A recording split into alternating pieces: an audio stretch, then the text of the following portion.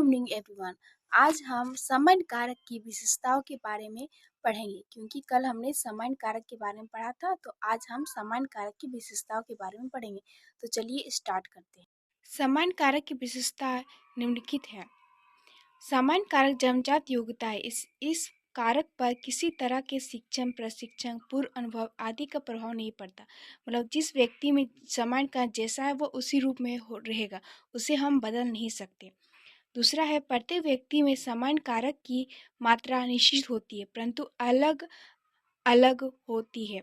अर्थात किसी में मात्रा कम हो सकती है और किसी की मात्रा अधिक हो सकती है। मतलब किसी व्यक्ति में सामान्य मात्रा जो है कम हो सकती है और किसी व्यक्ति में सामान्य योग्यता कारक जो है वो अधिक हो सकते हैं। अब हम पढ़ते हैं विशिष्ट कारक या एस कारक किसे कहते हैं।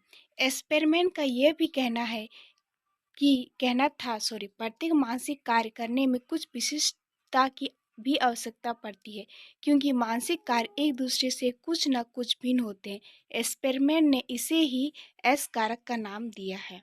मतलब एक्सपेरिमेंट के अनुसार किसी भी कार्य को करने के लिए विशिष्ट योग्यता की आवश्यकता होती है और उसी विशिष्ट मानसिक योग्यता को ही एक्सपेरिमेंट ने एस कारक का नाम दिया, मतलब विशिष्ट कारक का नाम दिया है।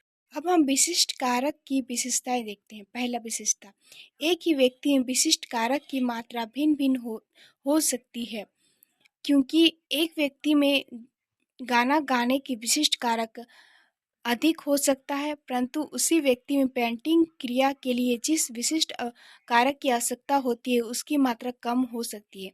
अर्थात अगर कोई व्यक्ति गाना गाने में एक्सपर्ट है, मतलब उसमें गाना गाने की जो विशिष्ट योग्यता है वो अधिक है, और वही व्यक्ति पेंटिंग करने में विशिष्ट योग्य नहीं होगा, क्योंकि पेंटिंग करने के लिए जो विशिष्ट योग्यता की आवश्यकता होती है वो उस व्यक्ति में कम होती है।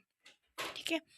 दूसरा है, विशिष्ट कारक का स्वरूप परिवर्तनशील होता है। एक मानसिक क्रिया में एक तरह के विशिष्ट कारक की आवश्यकता होती है, तो दूसरी तरह की मानसिक क्रिया में दूसरे तरह के विशिष्ट कारक की आवश्यकता होती है।